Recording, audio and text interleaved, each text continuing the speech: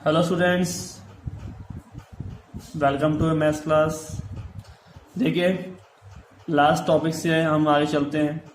तो हम क्रमचय पढ़ रहे थे, जो आपका चैप्टर नंबर कितना था, 3rd।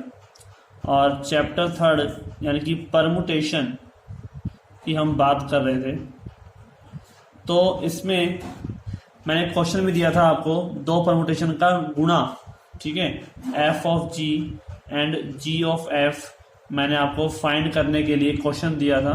और ये भी पूछा था आपसे कि f of g equal to g of f होता है या नहीं, ठीक है। ऐसे तो नहीं होता है हमारे पास।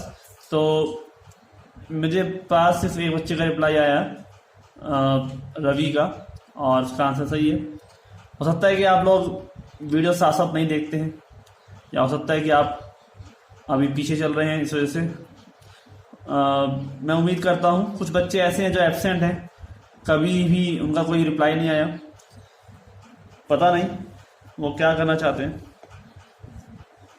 देखिए, हमारे पास कुछ डेफिनेशन है,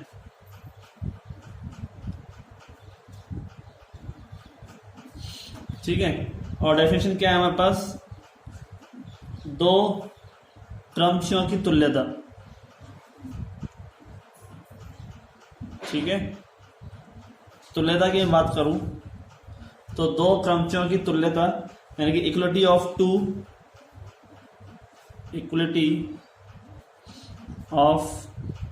टू परमुटेशन, ठीक है। अब जैसे आप तो देख रहे हो कि इक्वलिटी से आपको समझ में आ ही रहा होगा कि ये इक्वलिटी की बात क्यों हो रही है, मतलब क्या क्या इक्वल हो सकता है। तो एक ही बात इक्वल हो सकती है कि दोनों के दोनों जो क्रमचय हैं, वो पहली बात तो है कि एक ही सेट से हो, ठीक है। और इक्वल तब होंगे जब बिल्कुल ही सारे अवयव बराबर हो। जैसे मान लेते हैं कि एफ और जी दो क्रमचय हैं, ठीक है, जो समुच्चय एस पर परिभाषित है, ठीक है, डिफाइन ऑन सेट एस, ठीक है। अब दोनों ही परिभाषा क्या होती है क्रमचय होने की, कि एक एक की आच्छादित यानी कि 1 1 ऑन टू एस के स्वयं पर हो, ठीक है। तो दोनों तुल्य कब होंगे, दोनों तुल्य होंगे यदि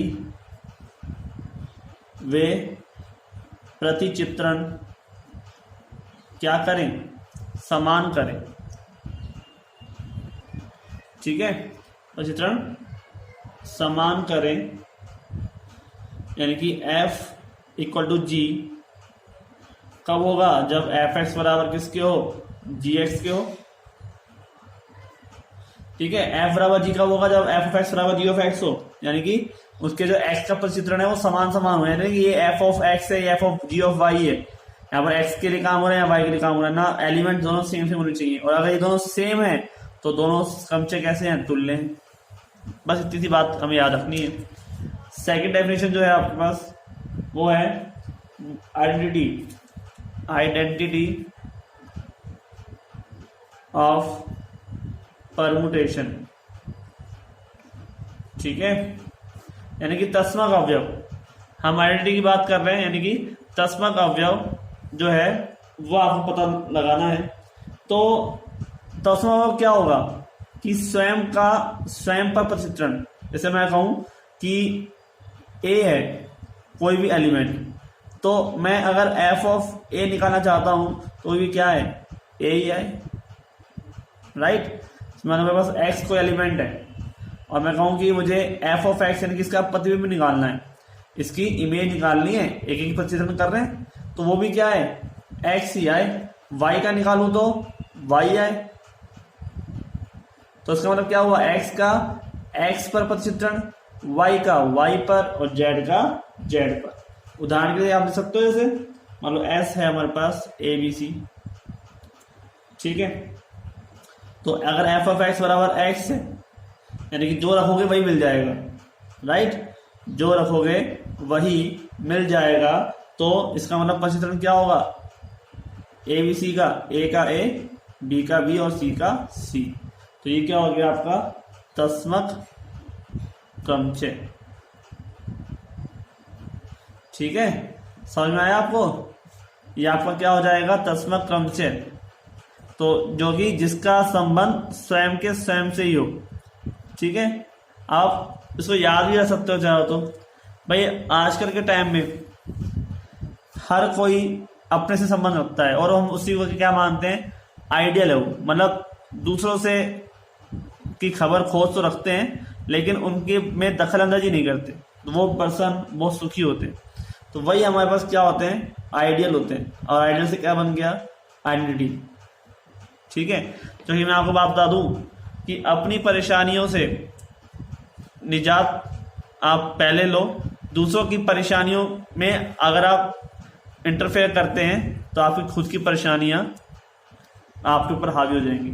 ठीक है, तो आप देखिए नेक्स्ट जो हमारे पास है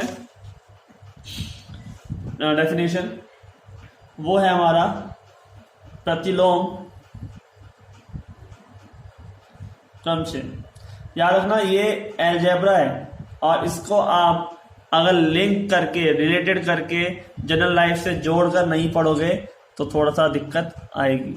ठीक है, मतलब आपको एक तरह से सोचिए किसी भी डेफिनेशन को आप जैसे किसी भी जनरल लाइफ में जो काम हो रहा है उससे लिंक कर दीजिए तो पढ़ने में बहुत मजा आएगा या नहीं? ऐसे पढ़ते हैं। ठीक है, प्रतिलोम क्रमचे की हम बात कर रहे हैं। तो यदि किन्हीं दो क्रमचों की बात करें, क्रमचों,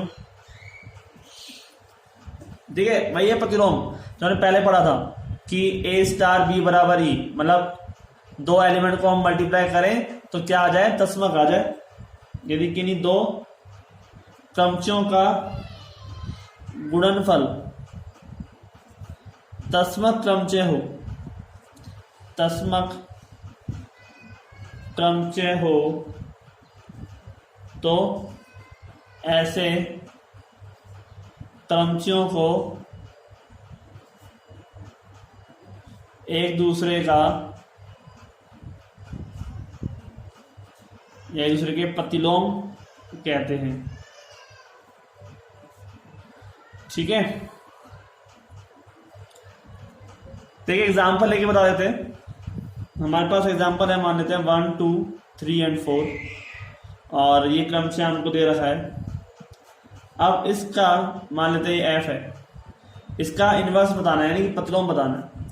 ठीक है, तो प्रतिलोम कैसे निकालते हैं वो देखिए ध्यान से। सबसे पहले तो सिंपल सी बात यह है कि इसका उल्टा कर दो, कुछ नहीं करना, खाली उल्टा करना है। यानी कि नीचे वाली संख्या ऊपर, ऊपर संख्या नीचे। तो ये हो जाएगा 2 3 1 एंड 4 हो जाएगा, और ऊपर संख्या नीचे यानी कि 1 2 3 एंड 4। ठीक है, कोई दिक्कत नहीं। अब हमारे पास देखो ऐसे लिखना तो पॉसिबल नहीं है, मतलब कि ऐसे आप क्या लिख पाओगे, मतलब समझ में आ रहा है? ये मिस कैलकुलेट है, यानी कि 1 तो पहले आना चाहिए, फिर बाद में 2 आना चाहिए, फिर 3 आना चाहिए, फिर 4 आना चाहिए। तो बस खाली को सेट कर लेते हैं। ठीक है, सेट कर रहा हूं मैं, खाली मैं ऊपर 1 2 3 4 लिख दिया। मैंने ये वाला 1 2 3 4 नहीं लिखा ऊपर, मैंने अपने हिसाब से 1 2 3 4 लिखा, यानी कि इस वाले 1 को मैं आगे ले आया। तो यहाँ पर अगर 1 आगे आएगा तो 3 भी आगे आएगा। 1 के नीचे कौन है, 3, 2 के नीचे कौन है, 1, 3 के नीचे कौन है, 2, और फिर 4 के नीचे तो 4 है ही। ठीक है, मैंने खाली सेट किया है, मैंने कुछ चेंज नहीं किया। तो हम ऐसे कह सकते हैं, ठीक है, हम क्या कह सकते हैं कि हमारे पास जो ये एलिमेंट है, ये जो क्रमचय है, वो इसका क्या है, प्रतिलोम है। आप चेक कर लेते हैं भाई। प्रतिलोम को मैंने मान लो जी मान लिया, तो मैं एफ स्टार जी यानी कि मल्टीप्लाई कर रहा हूं, और क्या आना चाहिए, ई आना चाहिए। ई का मतलब 1 2 3 4 का 1 2 3 4 तस्मक अवयव। देखिए आप 1 2 3 4 2 3 1 4, और इसको मैं कर रहा हूं इससे 1 2 3 4 और 3 1 2 एंड 4। ठीक है, जो कल आपको सिखाया था मैंने कैसे करते हैं मल्टीप्लाई। पहले तो क्या करोगे, 1 2 3 4 को ऐसे कैसे लिख लोगे, ठीक है, 1 2 3 4 को ऐसे कैसे लिख लोगे। और अब यहां से स्टार्ट करते हैं, तो 1 का तो 3, अब 3 को पकड़ लो, 3 का 1, ठीक है, 2 का 1, अब 1 को पकड़ लो, 1 का 2, 3 का 2, 2 को पकड़ो, 2 का 3, यहाँ 3 लिख दो, और 4 का 4, यहाँ पर भी क्या है, 4 का 4 ही है, तो क्या आ जाएगा 4। तो अब देखिए 1 का 1, 2 का 2, 3 का 3, 4 का 4, यानी कि क्या बन गया, दशमलव बन गया। तो इसका मतलब क्या हुआ कि जिस दो अवयव जिनका मल्टीप्लाई करने पर यानी गुणनफल करने पर क्या है हमारे पास, दशमलव आए, ठीक है, तो क्या कहलाते हैं, एक दूसरे के प्रतिलोम कहलाते हैं, ठीक है, यानी कि जी एफ का प्रतिलोम है और एफ जी का प्रतिलोम है। समझ में आया ना, इस तरह से हमारे पास ये टर्म बनती है। तो आपको समझ में आ रहा होगा, ये चीजें काम आएंगी। तो आगे चलते हैं, यहाँ तो आपको क्लियर हो गया होगा। तो नेक्स्ट टॉपिक हमारा वो है चक्रीय क्रमचय, ठीक है, क्या है, चक्रीय क्रमचय। तो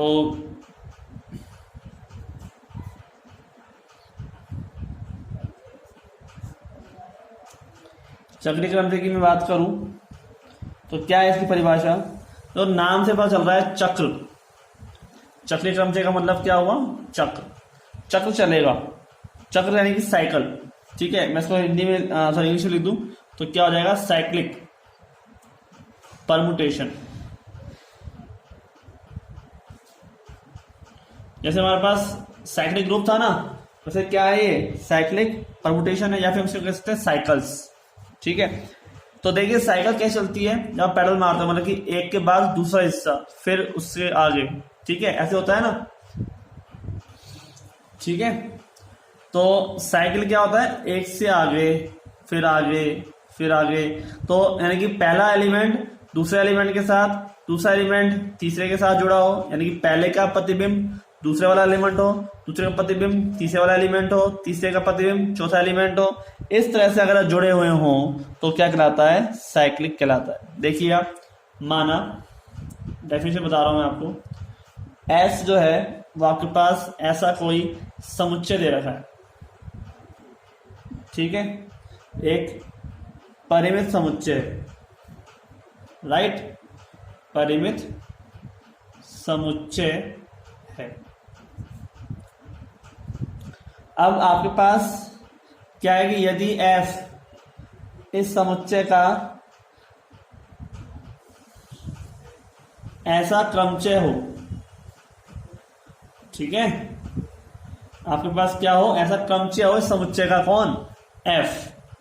तो f जो है वो क्या होगा, f ऑफ x1 है, मानो x1 है, तो उसका प्रतिबिंब क्या आना चाहिए भाई, पहला एलिमेंट x है, लेकिन एक नियम है हमारे पास f, उसमें हमने क्या रखा, x1 रखा, तो क्या है, x2 आ जाए, ठीक है।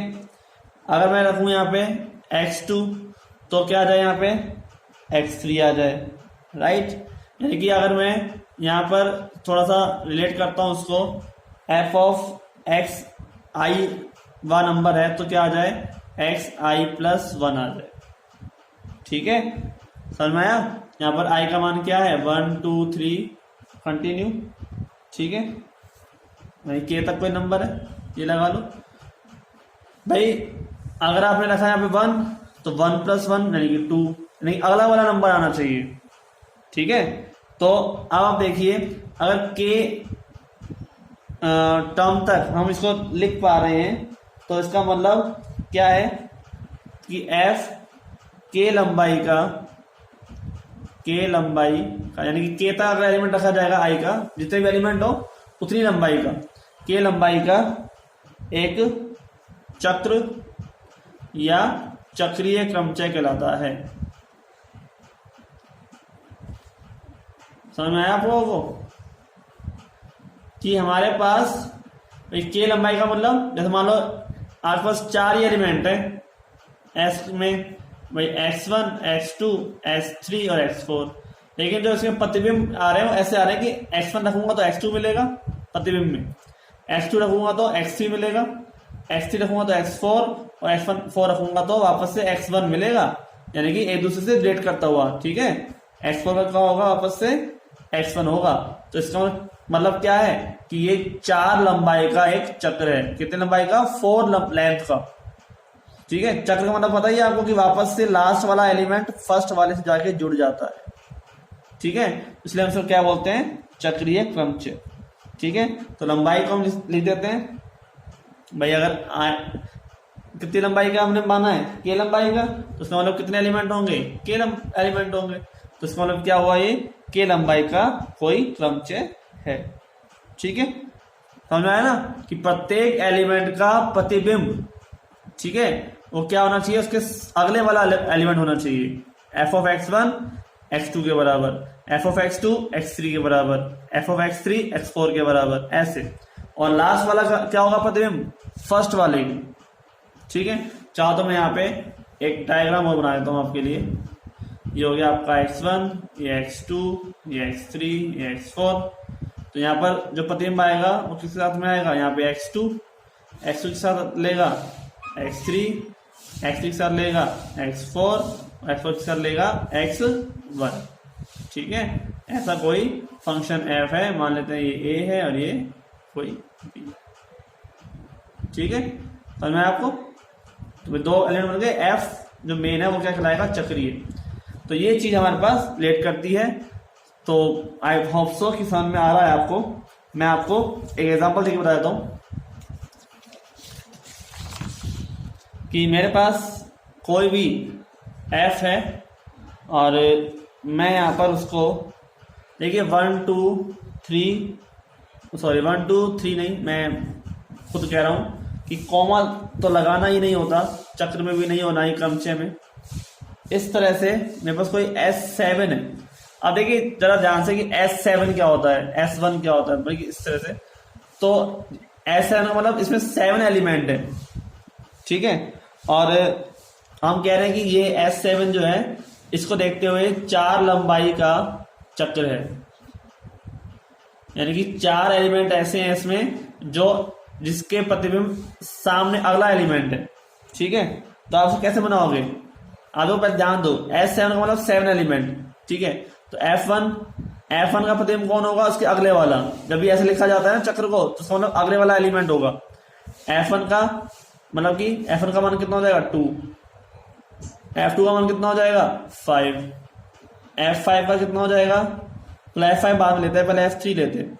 तो ध्यान दीजिए कि जो चीज यहां पर नहीं है उसका वह स्वयं खुद का ही क्या होगा, प्रतिबिंब होगा। ठीक है, F4 का क्या हो जाएगा, 4। F5 का क्या हो जाएगा, 7। और F6 का क्या हो जाएगा, 6। और F7 का क्या हो जाएगा, 7 कौन हो जाएगा, 1। समझ में आया। ठीक है, जिसका एलिमेंट जिसका यहां नहीं दे रखा उसका मतलब वो स्वयं से स्वयं पर है, तो हम उसको लिखते ही नहीं है, खाली उसको लिखते हैं जिसका एलिमेंट लेकिन जिसका प्रतिबिंब दे रखा हो। ठीक है, तो उसका 4 लंबाई का क्या है, चक्र है। राइट भाई, हम ये तो कह रहे हैं चक्र ऐसे लिखा जाएगा। अगर मैं बीच में 3 लगा दूं, 2 के बाद 4 लगा दूं, तो फिर आप कहोगे कि सर अगला वाला आना चाहिए, अगला तो आएगा नहीं। ठीक है, इसलिए उसी को लिखा जाएगा जो उसमें चक्र में शामिल हो रहा है, मतलब कि अगले वाला एलिमेंट को दे रहा है। ठीक है, तो हम इसको लिख सकते हैं इस प्रकार से भाई 1 2 3 4 5 6 7, जो 7 एलिमेंट है S7। तो 1 का क्या हो जाएगा, 2, 2 का 5, 3 का 3, 4 का 4, 5 का 7, 6 का 6 और 7 का 1 हो जाएगा ना। तो ये आपके पास क्या बन गया, पूरा क्रमचय, लेकिन जो चक्र बनाया है वो ये है। ठीक है, तो इस तरह से हम आज के लिए इतना ही, मिलते हैं नेक्स्ट वीडियो में। धन्यवाद।